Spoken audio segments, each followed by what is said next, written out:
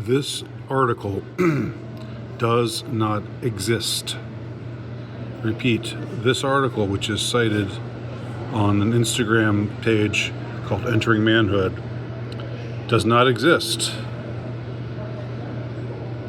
And I thought for a minute that it did. I will admit, I got rage baited into thinking this article was real. And as you can see, the headline reads, Todd Phillips defends Joker Folie à Deux, citing a political message to, quote, diminish problematic male influence. In response to widespread backlash, Todd Phillips defends Joker Folie à Deux, insisting it compels society to confront its complicity in male entitlement. This does not exist. This article does not exist, but it's so expertly crafted, right down to the name, the name of the supposed reporter who wrote it, Leah Steinberg. It's so expertly concocted to bring to elicit rage. This is rage bait of the highest order or the lowest order, whatever you want to call it. It's a means by which they attempt to get you worked up about something that's not really true. Now let me demonstrate. So I'll just type in all the keywords here. Todd Phillips defends Joker, citing a political message to diminish problematic male influence. Okay. Hit. And you see, nothing comes up. Todd Phillips turns on fans in Joker 2 opinion. Variety. If you read this article, it's a review which states the opinion of the reviewer. It does not quote Todd Phillips. So, and then there's Entertainment Weekly, or anyway, you see a whole list of articles here, but none of them are saying that Todd Phillips's point in making Joker 2 was to diminish problematic male influence. All right. And now get a load of this. This is an article published, anyway, I think on IGN, but you can look it up. It's real. It actually exists. And this is an article where Todd Phillips actually talks about what he was aiming at, or what the point was in making the Joker sequel the way that he did. And the headline reads something very opposite to what that rage bait fake article said earlier. Here, Joker 2 was never about addressing toxic fandom, says director Todd Phillips.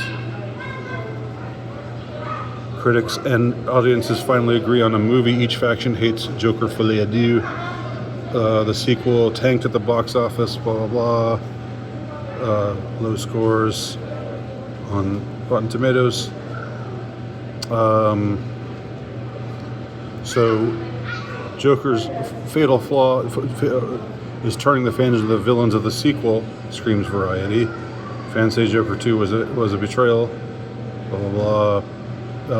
Rolling Stone, for the kicker, Joker has a message for fans, go fuck yourselves. But what does Todd Phillips say? Again, this is not a defense of Joker 2. This is not me saying that you all were wrong those of you who've actually seen it, those of you who are, that the critics of this movie were wrong to be critical of it. It's not saying that. But it's saying that when Todd Phillips himself was asked about why he chose to have things fall out the way that they did, which I discussed in my livecast last night, This is what he said. The IGN says, I'm watching the film and I'm struck by the fact that this is somebody who is essentially a newfound celebrity dealing with a following and a fandom they didn't necessarily think they would ever get. Todd Phillips, Arthur Fleck, didn't sign up for it. They didn't ask for it. IGN, so is this another way of commentary on fan entitlement or even toxic fandom? Not so much, Phillips says. Not so much, to be honest with you. But one of the things that we always thought about the first movie, or one of the things I definitely said enough in defending the first movie when it needed to be defended because people said it's irresponsible, its use of violence, and I always saw it quite literally the opposite. I thought it was responsible because it was showing the actual real-world effects of violence. It wasn't glamorizing gun use. In my mind, it was actually showing, oh my God, that is brutal. One of the things we try to do here is blah, blah, blah. Well, he goes on for a bit. You can read the article. I'll post it in the description here. But what he goes on to say is that well, he says it wasn't about attacking the fans or addressing toxic fandom. He says it was about how, essentially, if I can summarize it, how Arthur Fleck got tagged with this persona of Joker and how it wasn't really him.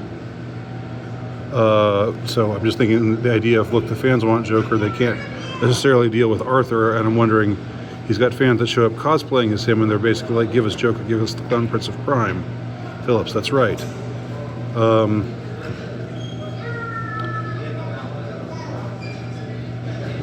That's right, but that is in the movie. It was never about addressing toxic fandom, but it was about addressing this idea of what happens if this thing gets put on you, like we were saying just 5 minutes ago. But it's not exactly what you are. And then what happens in the worst case scenario, if you actually find love in your life, or think you do, but that person is in love with the character that you represent, not the person that you are. All right. So, again, this should not be read as me defending the Joker sequel, but rather what I said last night, in which I said I was doubtful that this movie was actually made for ideological reasons. I don't think it was made to own the chuds, to own the incels. There was a mindset behind it that was trying to address this whole notion of how do you deal when you have this persona that's not really you, but people just want to see you in that persona. That was what the film tried to reckon with, tried to have Arthur Fleck wrestle with. And did it do it well? No, especially not in the ending. I think I have not changed my mind on my critical assessment of the movie. But again, this is not and what I'm telling you right now is not this is not what people really want to hear. Because there's this feeding frenzy, because there's this tribalism, because there's this us versus them, you're a good guy or you're a bad guy, you're one of our guys or you're the enemy. That's the kind of attitude that's out there right now. So Todd Phillips was seen by most as an ally or a good guy when he made Joker, and now he's seen as having betrayed them by making the sequel, which does not have the same cathartic ending that Joker had.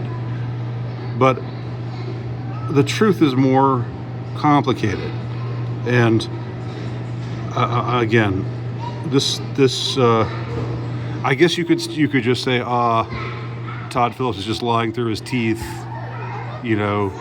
I know what this film is. I know what they really had in mind with this film. I'm sure some people will say that. But look at this kind of, this is so crass. This kind of rage bait is so crass. And do you really want to be made a sucker of? Do you want to be made a fool of? All they have to do is dangle something like this in front of your face and have it be by a female Jewish reporter to boot.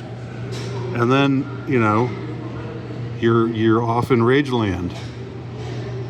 And I was myself at first. Like for a couple minutes, I thought, that's it.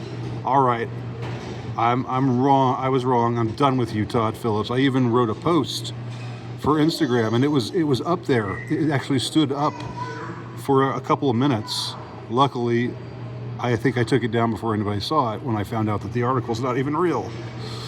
Anyway, I think this is an important note, and I just wanted to note it.